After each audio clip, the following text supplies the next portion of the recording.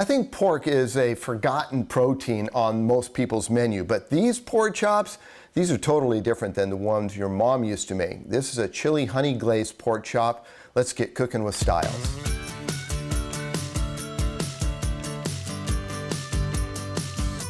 I'm using bone-in pork chops for this. We'll season one side and then put the seasoning on the other side once we get it in the pan. I'm using some kosher salt here, getting not a heavy amount, but a pretty good amount because we've got a lot of meat there. The fresh cracked pepper over the top. And again, don't forget this is a chili pepper honey glazed pork chop, so don't go too heavy on that. And then we're using granulated garlic on this side.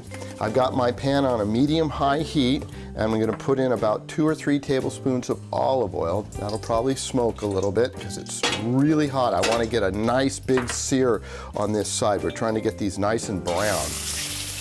And that is the sound you want to hear. That, I know I always say that, but really, that's what you're looking for, that really high heat.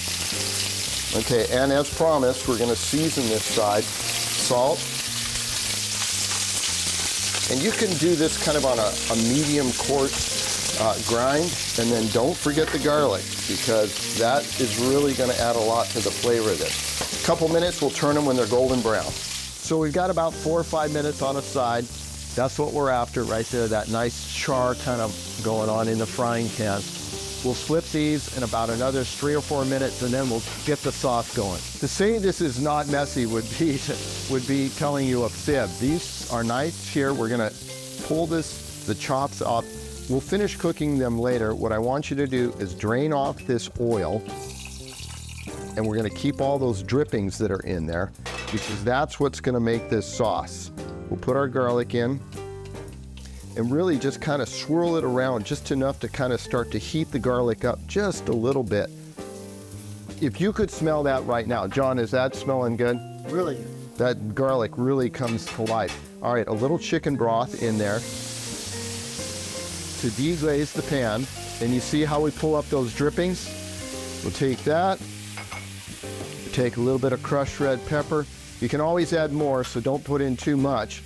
We're gonna take a couple shots of rice wine vinegar, and then you can't have a honey glaze without honey. So in goes the wildflower honey, and we'll start to reduce that. All right, now is the time to taste this sauce, see if we need to make any adjustments.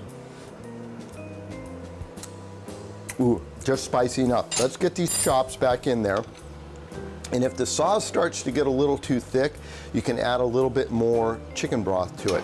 We're gonna let these simmer for about another 4 or 5 minutes, and I'm gonna add a little more chicken broth to this and keep that heat on medium-high.